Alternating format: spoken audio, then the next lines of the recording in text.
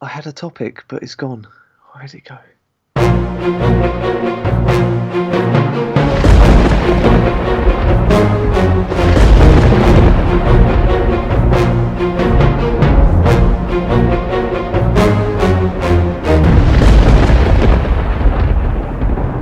Ladies, gentlemen, boys and girls, children of all ages, welcome to episode 96 of Nintendo Talk. I am Bobby, the Nintendo Guru, joined by my best friend in all the land, Mr. Toby Thornton. What's up, Toby?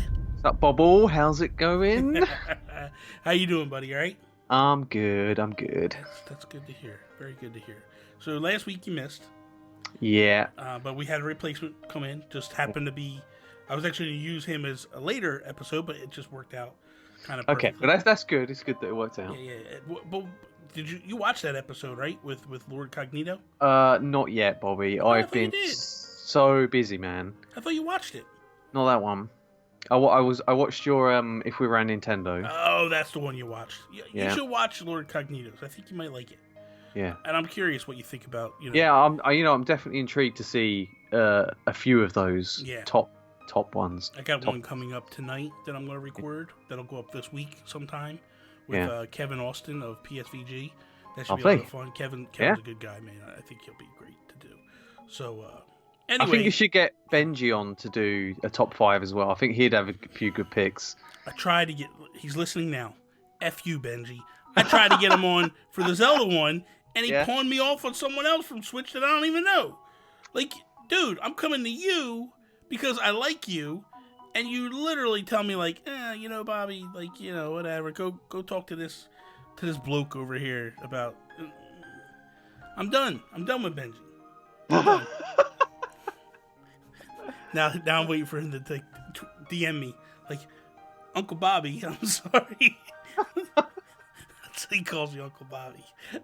Makes me laugh. I love it. So, anyway. Toby, let's kick this episode off like we do each and every episode with our Geek Outs. Geek Outs. Geek Outs. Geek Outs. Geek Outs. What the f*** was that? I don't know, Bobby. I'm just, just riffing. I better write that down or I'm going to forget to bleep it. Anyway, what are you geeking out about there, Toby? I'm geeking out about PUBG on PlayStation. Oh, here we go. Because, right, we've abandoned Xbox. We've got rid of that crappy console, right? Yeah.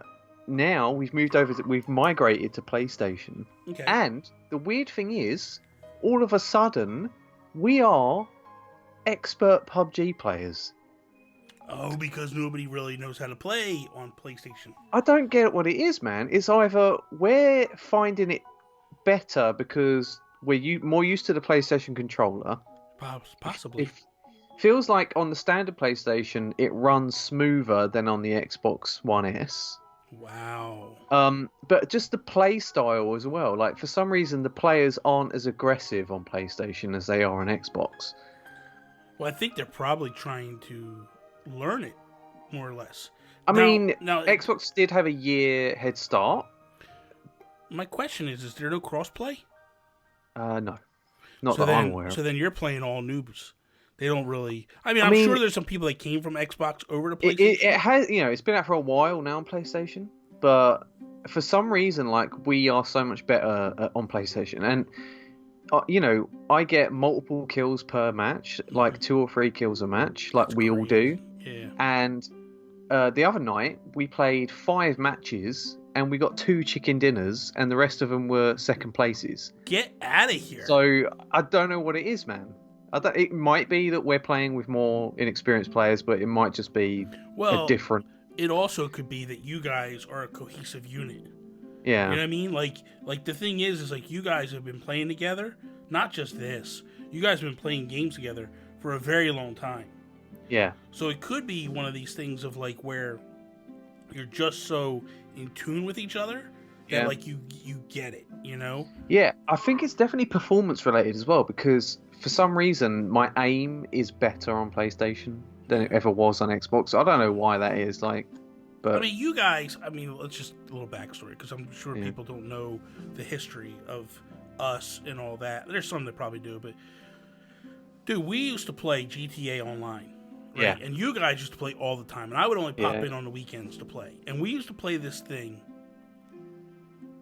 where it was, the way it worked was you had cars and you had sniper rifles, and there was a platform.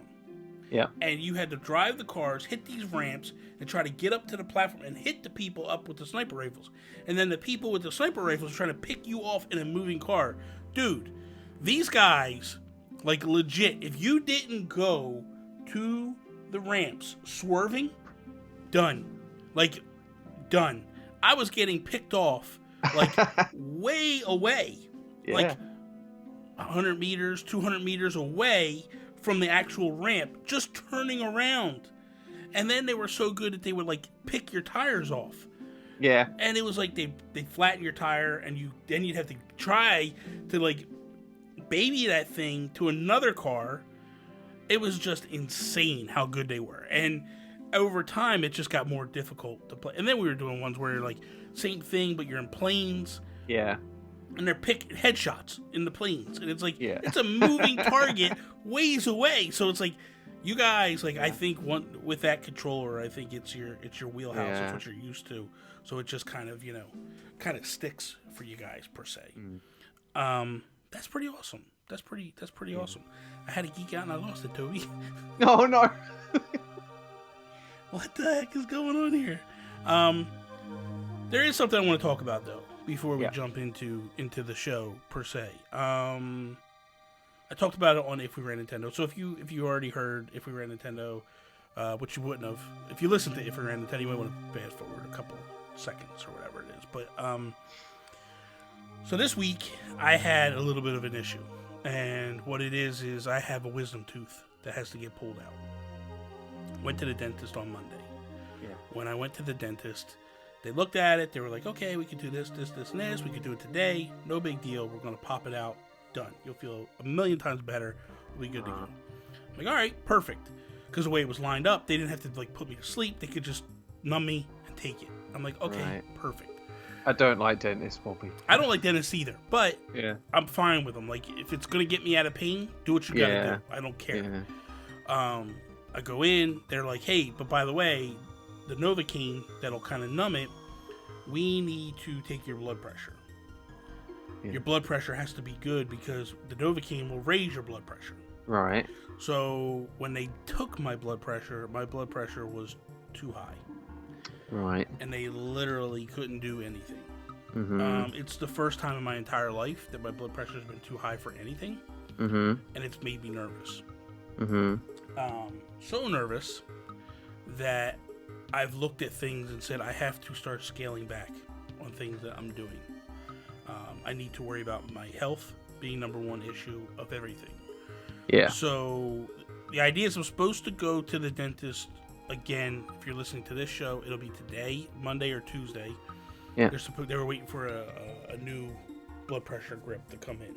Because the one they gave me too was on my wrist, so they weren't sure if it was because of the wrist. Yeah. And it could have been because I was in pain too, but whatever. Yeah. But I also started Weight Watchers on Thursday. Started eating much healthier, like a lot of vegetables. Dude, don't you feel good when you eat vegetables? I do. I really do. Yeah, it's weird. Like, I sit here and I say to myself, like, why do I eat all that garbage? Like, it tastes good, don't get me wrong, but like I feel right now, I feel so good where it is. But I also looked at like the things I was doing. Like I cut my coffee back. Like it's a smaller cup than I normally drink. Yeah. And I'm going to wean it back even further, probably in a week or two. Yeah. Just because I don't want to get headaches and all that. I've been doing pretty good with it. But right now, I'm literally taking 3 pain pills a day so that I'm not in pain. Mm-hmm. And I can make it through the day. And I've also thought of, like, I was doing way too much. Way too much across the board. YouTube, streaming, podcasts, all that. Man. So stressful. It's very stressful because it's time constraints. How am I going to get this done? I got to do this. Yeah. So right now, the way it's going to work out is I am going to scale back the YouTube content. To basically the only videos that will go up are the podcasts any reaction videos that I might have if Nintendo does a Nintendo Direct or something like that. I'll put that stuff up there. But as far as your daily videos, unless something major happens that I feel like I want to talk about, I'm not doing daily stuff anymore. That might come back at some point. I don't know. But at this point, I feel like my health is number one. So until I can figure out how to work all this and get it to be more concise, I need to take a step back. I will probably start streaming 3 days a week. Just because I feel like I'm playing games anyway. Games aren't adding stress. I'm just sitting here playing with people. It's no big deal. Are you going to stream my troll level like you said you would? When you give me the link, I will. You haven't given me anything yet, have you? No, but you know how to find me. Then let me finish what I'm saying here. Don't cut me off, Toby. Well, it's related. It's clearly very related. Well, my heart is weak, so I don't know that I should be playing it at this moment. Yeah, I did wonder that, actually. My blood pressure's high. Yeah. I don't know whether it's a good thing. It might raise it quite a bit. It might raise it a lot because I'm screaming and yelling at you. No, I plan to fulfill that promise that, we'll do that. That's cool. My hopes are that I go to the dentist tomorrow and they're like, hey, man, you're perfect. Everything's fine. Yeah. Because I think that it was basically my eating habits coupled with the pain. And I hope that's all it was, if that's the case. But ultimately, my idea is, or my thought pattern is I'm on the diet. I'm doing what I have to do. And then I'm also going to start exercising. So to me, the exercising comes over the content. Yeah. And I need to get healthy because if the truth of the matter is, if I don't straighten up at this point in my life, then there's an opportunity for me to have a heart attack and die. And I don't want that. And that's more important. My life living is more important than everything. Oh, yes, Bobby, of course it is. You got to look after yourself. I know. So that's ultimately where I'm at this point, and I just want to let people know that's where I'm at. Yeah. And we'll just... Well, I'm glad you're looking after yourself. Thank you.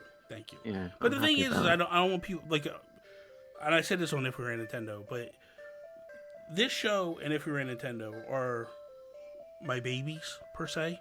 They're the most important things in terms of content that I do because it gets me time to spend with you, and have a good time, and that's where I want it to be. You know what I mean? Like when I left last year, it was probably the most damaging thing to me. Was not being able to see you guys on a weekly basis and talk to you and hang out and all that stuff. So I don't want to lose that. You know what I mean? Like, more so, I don't want to lose Sean than you, but, But no. So I'm gonna make some adjustments and we'll be good moving forward. But I just want to let everybody know that that's where we're at this point.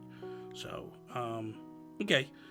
And I still can't think of a geek out, so we're just gonna leave that there, and then no, my geek out. It came to you. What is it? It came to me.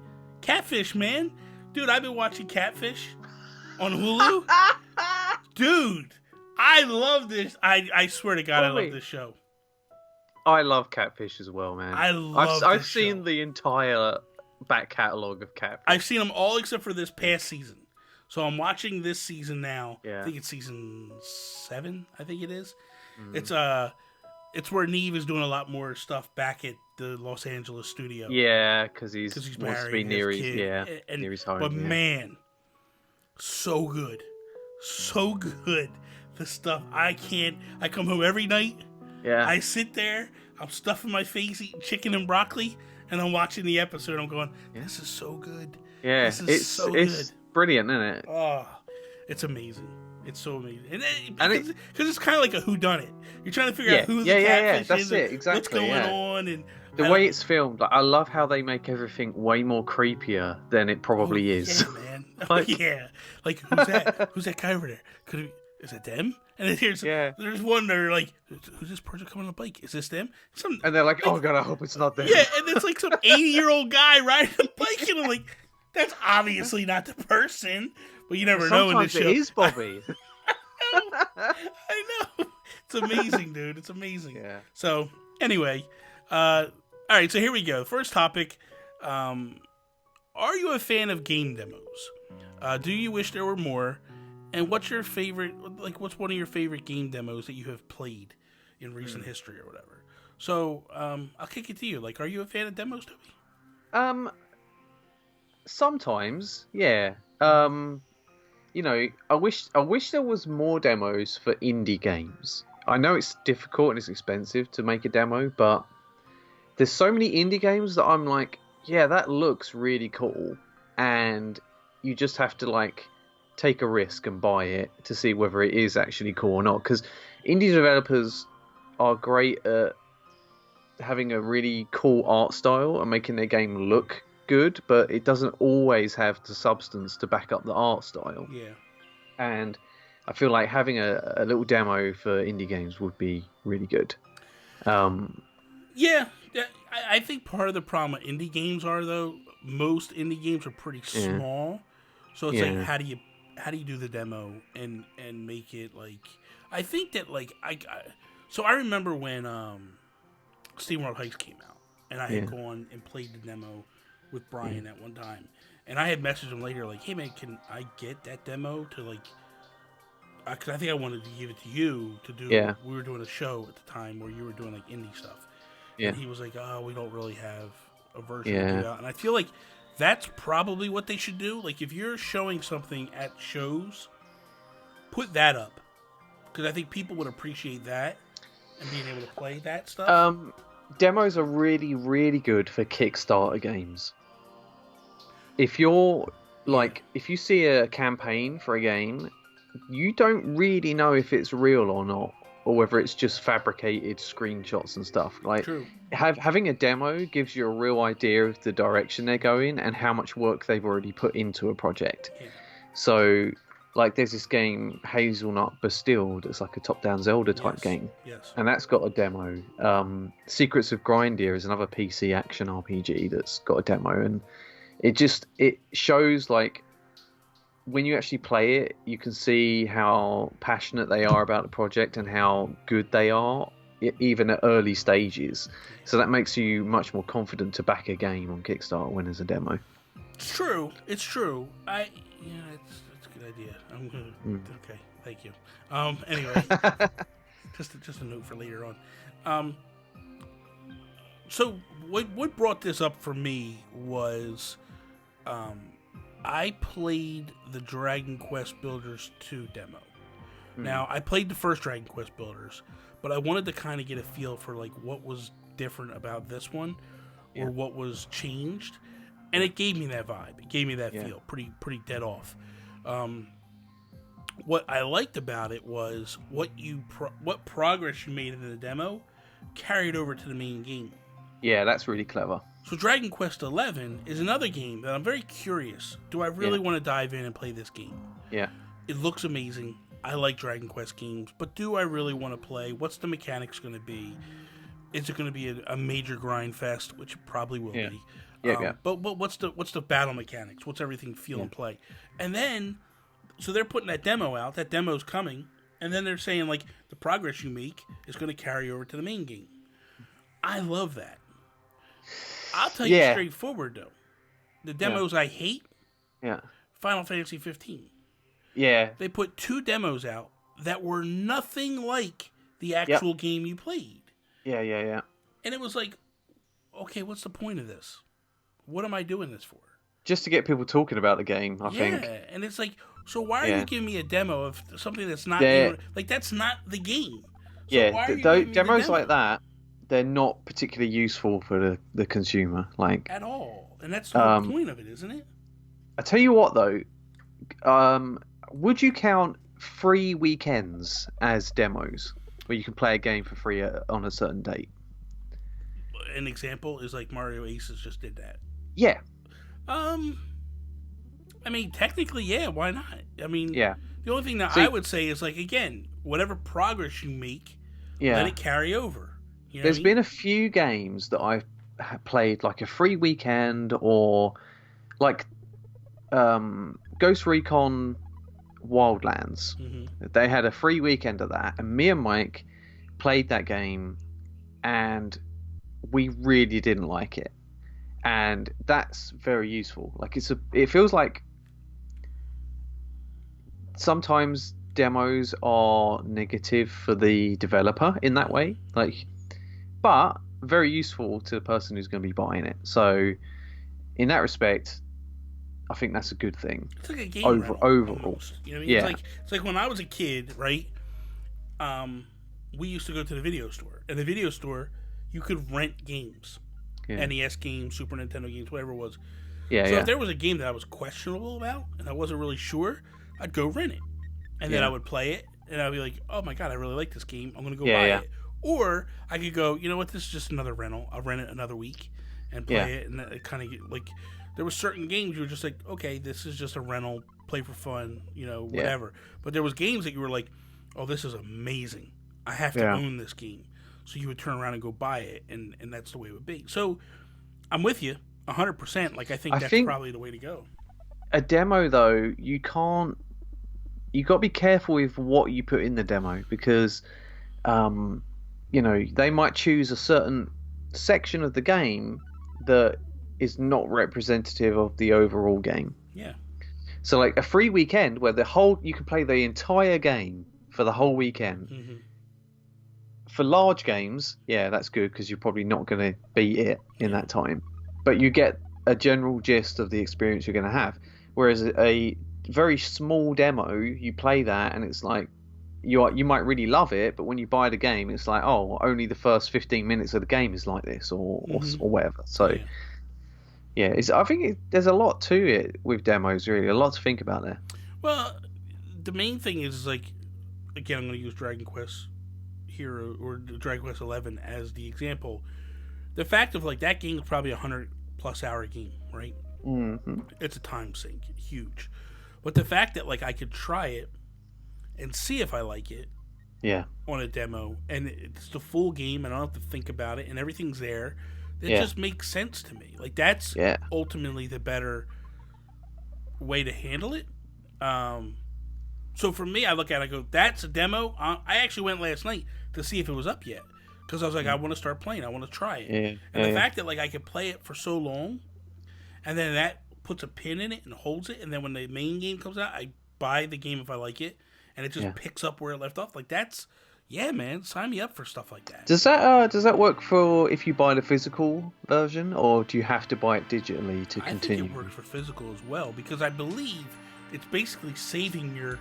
It's just a save file, right? It's a save file, which is on your Switch, so when you put the game in, it picks up right where it was and goes. Yeah, that's good then.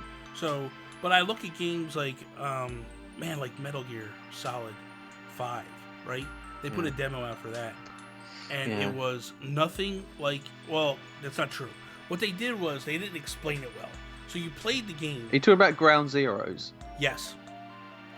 So I thought you had to pay for that. Yeah, but I got it for free because of the fact that I bought 5. I pre-ordered 5, so I got it for free. Yeah, that's probably it. But I got it like just before the game. I didn't buy it originally.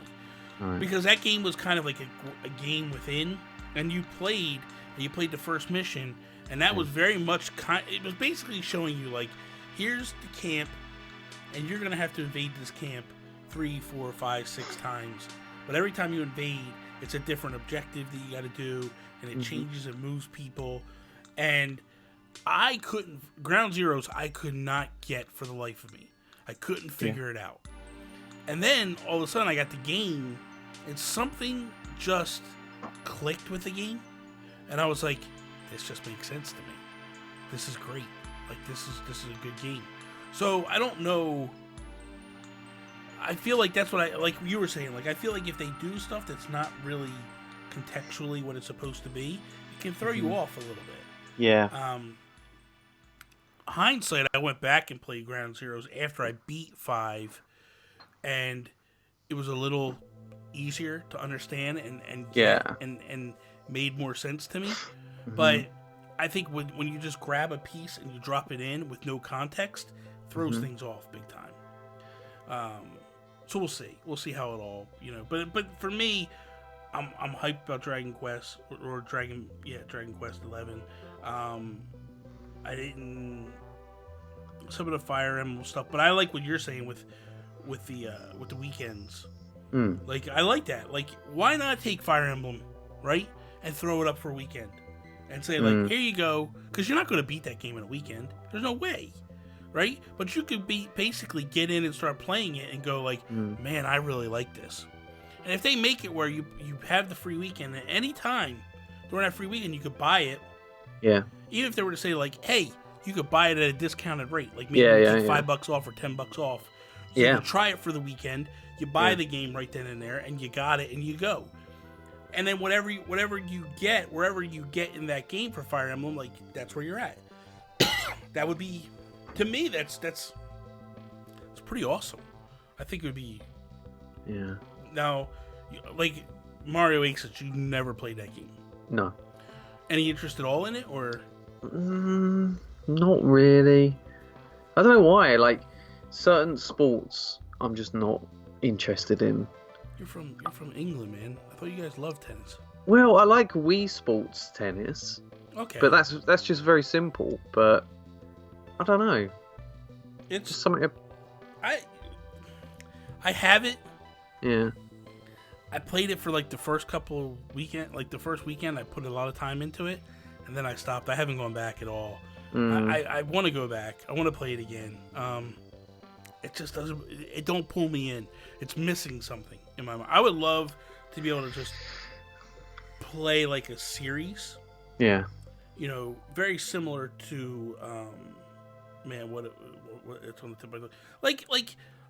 Basically, like you have tournaments set up and you have a series set up, like Wimbledon and all that. But you don't play like you don't have to play Wimbledon. All like set up your own tournaments, but treat it like it's an actual series, a circuit, and you're going through and you're playing all these minor tournaments to build your ranking up to be able to play the big tournaments. That would be fun for me. I would love that. That would be such a blast. But they don't offer that. That's why I think I like the last Mario Golf so much, because it did have something very similar to that, where when you played tournaments, and then like it checked your rankings, and you had all this stuff, and then like as you moved around, you did all this other stuff. Like I would love that, you know, that aspect of it. I wish that they would kind of treat their Mario sports kind of like real sports, you know, and give you that reason to play further. What's a game that Nintendo put out that you would be like, hey man, I would love to have a weekend free of this? Ooh. Probably something like Astral Chain. Something I'm on the fence about. Yeah. See, with Astral Chain, I feel like that's a game that, for me, talking to you, I feel like that's a day one for you. Because, well, maybe not for you per se, but for Karina, because she loved Bayonetta. Yeah. And I feel like this is going to be kind of in the same wheelhouse a little bit. Obviously, it's not going to be an identical game. But I feel like the fighting style and all that stuff is kind of... But it'd be nice for you to go like... Well, they did do the demo for Bayonetta 2 on the Wii U. Yeah. That totally made me go buy that game. Yeah. Because I had no clue what that game was about. And then I played that little demo and I was like, oh, this is amazing. Like, I want more of this. So... Yeah, man, I'd be all for that. That'd be pretty cool. Sweet, yeah. I'm trying to think. They did the demo or the beta of, oh my god, Daemon X Machina. Yeah. And that actually turned me off. Yeah. But from what I'm seeing and what I'm hearing, the game is so different than that beta that came out. Yeah. I'm willing to. I hope they put a demo out of it to give me another shot at it, to go like... Yeah, hey, that would be interesting to like give the people that tried the first demo a chance to see how much it's improved. Yes. Yeah. Because I think you need that in order to go like... Because there are so many negative comments about it. Like a lot of people that I talked to were just like, oh, the game was so bad. So bad. So I would love for a second chance to go back and play, to go like, hey man, they changed it. It's better. I like it. Like, let's go. You know what I mean? Yeah. So, okay, so our second topic is, and I'm really curious about this, where you think, is what are your thoughts on social/politics in your video games, as well as your video games media? Recently, there's been a lot of stuff happening in the world, and people are protesting and boycotting and flipping out and posting tweets and doing all this stuff. You know, especially after last weekend, a lot of people are, you know, then there was articles that came out that were attacking Walmart, and then it come out that stuff wasn't true, what was said about Walmart, and Walmart's like, we never said that, like, that's not our directive, like, that's not what we're doing. But my question to you is like, how do you feel? Because the other thing too, real quick before we jump to, there was a couple tweets that went out from like bigger streamers that were just basically taking shots at all content creators, going like, you need to add politics to what you're doing. If you're not, get off the platform, so stop doing stuff. And it's just yeah, I saw a tweet the other day that was like, if you're a streamer and you don't talk about politics in your streams, then even if we're friends, I don't want to know you. Thank you. Yes, that's the and one. I was like, are you for real? Like, why must... It's like you're having this extreme rule that doesn't really make any sense, because, people don't always want to talk about stuff like that, especially when they're trying to escape from that part of their lives by playing video games. That's what I feel, personally. That's my own personal opinion. I know that it's probably an unpopular opinion, but I don't want to have reality jammed in my face every single time I try to escape reality. Like when I'm listening to a podcast about Mario Paint, I don't know. If I'm listening to a podcast about like Mario Maker 2 or whatever it might be, I want to hear about what people are talking about. I don't want to hear about their beliefs on certain things. It's actually turned me off of a lot of content creators where I've stopped listening to them, because I'm like, listen, I love you guys. I love what you do, but I'm not here for that. I'm not. I didn't sign up for this. I'm signing up for that. Because sometimes when people have a platform and they have an audience, they can use that to push their ideology onto people, whether they like it or not. And, it's fair enough. It's your right to do that, but I don't have to watch you if I don't want to because of that. I think that it's funny because the internet is not, most of the time, it's not a great place to have a intelligent conversation or debate about things. A lot of the time, because people are so anonymous on the internet, they find it okay to be really vile and mean to other people about their beliefs. They resort to childish argument tactics all the time, and that can happen especially in Twitch chats. And you don't want to cultivate that sort of negativity in your community as a streamer. Like, I don't see why anyone would. I'd say, keep your arguments out of it. We're just here to enjoy the game, talk about the game, and have fun. But when people get into these massive arguments in the Twitch comments or whatever, it just ruins it for everyone. I mean, ultimately, when I was growing up, there was a saying that was always said that, like, you don't talk about politics and religion at family functions. And I feel like the people in my Twitch chats, the people in my YouTube chats, the people that watch they're my family. I say it all the time. You guys are my family. I don't like the term fans. I feel like you're basically like, I trust everybody. I love everybody. Somebody can come to me with their problems, and I'll try to help them out the best that I can. I can offer advice. I can do whatever I can do within my means. I genuinely want to see the people that follow me and do what they do to strive and do better in life. I love everybody. I don't want to bring that good feel temperament down, because my feeling is you're coming in and you're coming to listen or watch me. First off, I'm so appreciative that there's so much content out there. The fact that you're taking the time to watch me is so humbling and beyond belief. But the fact that, like, then you want me to basically tell you what I think about a particular political thing. And my thing is like, I honestly feel there's twofold. I feel like one is there's a group of people that want to do away with another group of people. And it's their way of calling them out and then turning the masses against them. But I also feel that, like, there's a thing of, like, nobody cares what I think when it comes to that stuff. I'm sure there's people that care, don't get me wrong, but it really shouldn't matter at the end of the day. It shouldn't, the person that I am portraying, I try to be as real as possible and put that person out there. me telling you what I believe politically or socially shouldn't matter. Shouldn't change your belief on me, but it will ultimately. I mean, if we say what we believe and it's differing of the other side, then you lose and you alienate people. That's the main thing. I don't want to offend people and alienate them. And I'm not saying that my beliefs will do either of that, but I don't know. And I'm not willing to upset people and tear people down and make them feel lesser by coming to one of my streams. They're coming to get away from that. There's enough of that 24/7 on the TV. Just flip the TV on to, you probably have 900 channels on your TV, most of you. I guarantee you about 500 to 600 is that garbage. Mm. You know, like we were talking about catfish earlier on.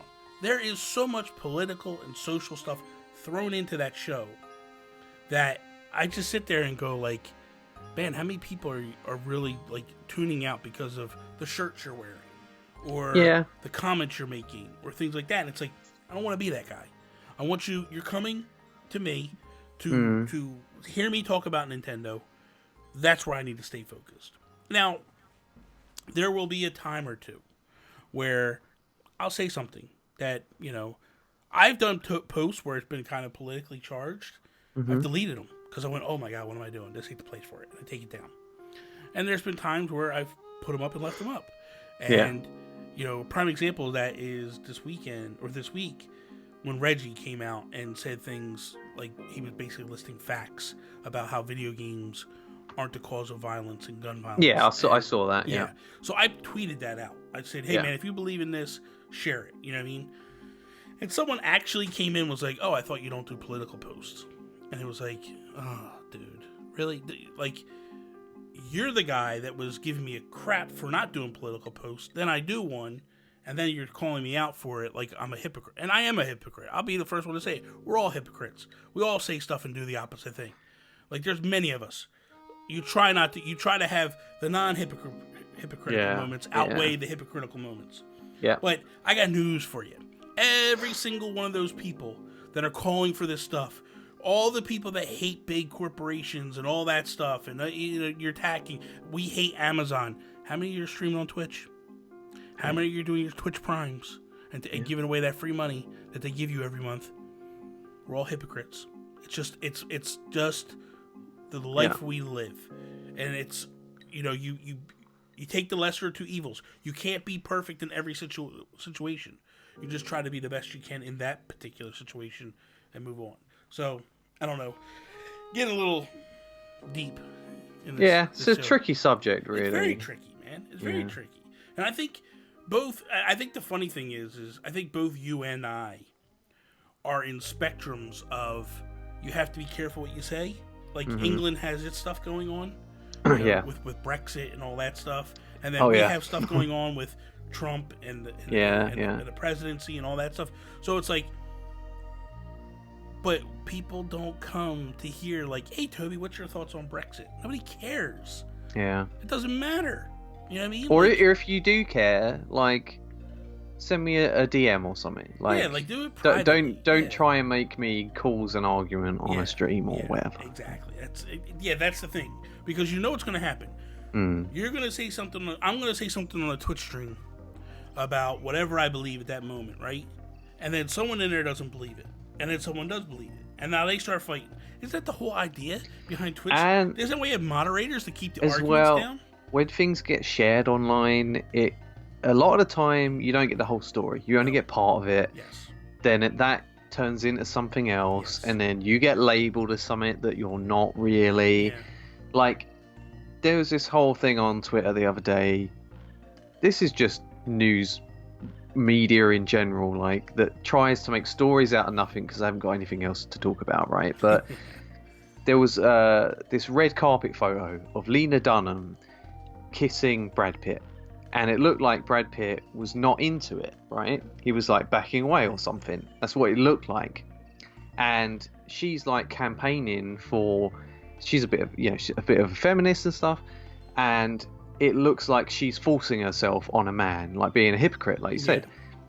However, I was reading the comments, everyone's like being really mean to her, and then this one comment posts a picture that is the same moment in time on the red carpet, only a few seconds prior, where they're both having a mutual peck on the cheek as like professionals. Yeah.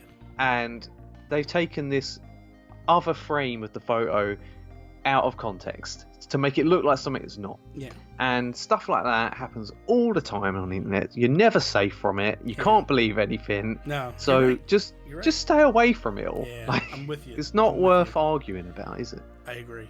I'm with you 100%.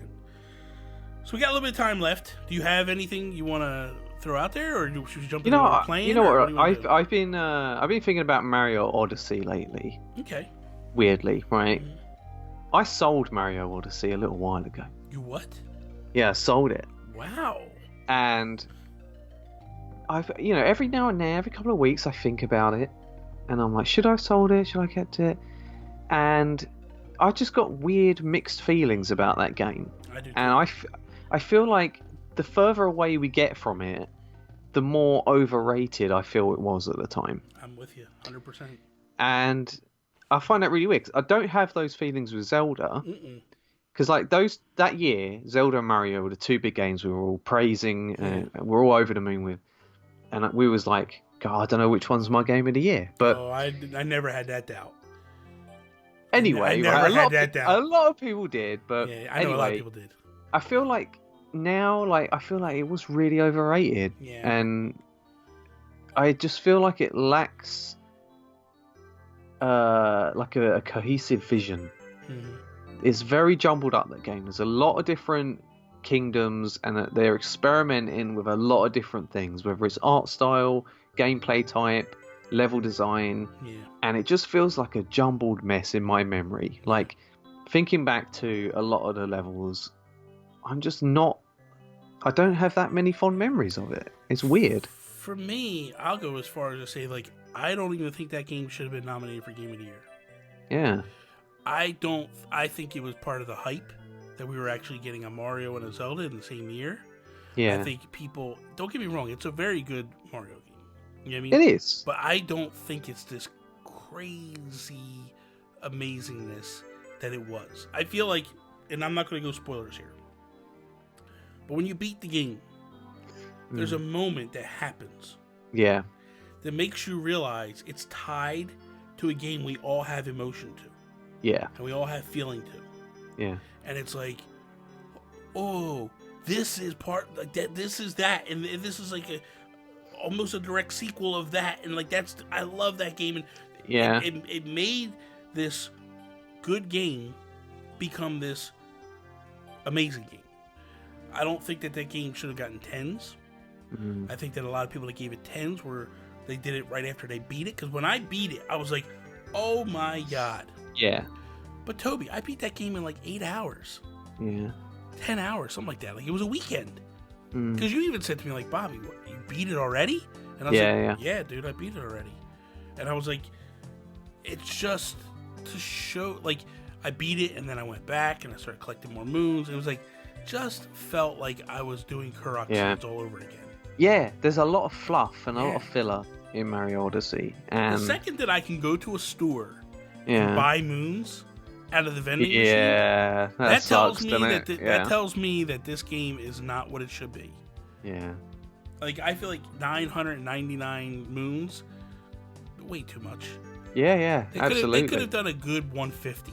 And like Mario 64, like 121 stars or whatever it is in that game. Like that, every star in that game is meaningful. Like, you feel like you earned it. Yes. And it's not like that for the moons. No, like, it feels like there's some that you're just getting because you're doing stuff. Yeah. You know, oh, I'm jumping rope, and because I jumped so it's many, like because I skipped so many times, I get it. Constant dopamine hits to keep you involved in that game. Yeah, I'm with you 100%, man. Like, it's a good game. I'm not. It is a good game. We're not saying it's a bad game. I think the hat mechanic. Go ahead.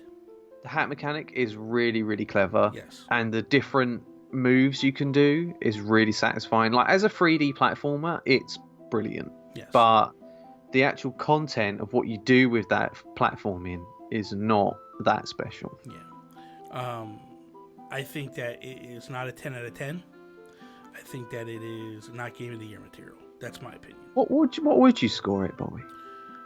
Probably give it an 8. Yeah. I think I was thinking I like think 8's a fair score. Like a 7.5 to an 8, definitely. Yeah. I think an 8 is a very, very solid score, very fair score for that game. I don't think it's a 10 at all. Now, granted, that's 2 years later, me saying that, but I felt that way pretty much once that game became Game of the Year contender. I really started feeling that way because I was like, "There's no way this is anywhere on the same level as Zelda, let alone Horizon Zero Dawn and the other games that were out that year. Like, there's no way that this game was on that level." And I didn't play Horizon Zero Dawn, but I felt just what I had seen of it at that point. Yeah, there's no way this thing is better than this game. So. I immediately started to feel like this game... I actually felt like the game that got the shaft was Xenoblade. I felt like it should have been Xenoblade and Zelda. Because that was the better game. But... Xenoblade came out really late, though, didn't it? December 7th or whatever. Yeah, but at that point, a lot of... Any late releases like that don't get talked about I get that. But I feel like, in my heart, I feel like that was a far better game than Mario Odyssey. I still believe that, you know what I mean? Yeah. But, it is what it is. Do you think the next 3D Mario is going to be better? Or do you think... Because, 3D World was good, but it was a co-op Mario game. And that's what it was designed for.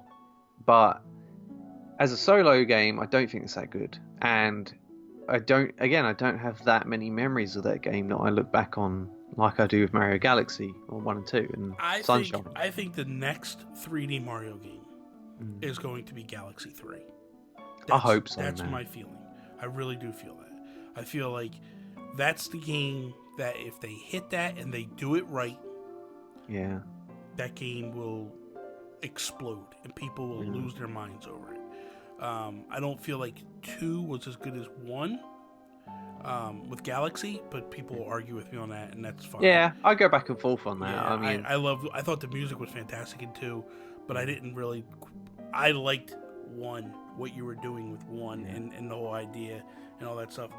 So I would like to see them go back to the basics a little bit, and get more closer to 1 than 2 with a Galaxy 3.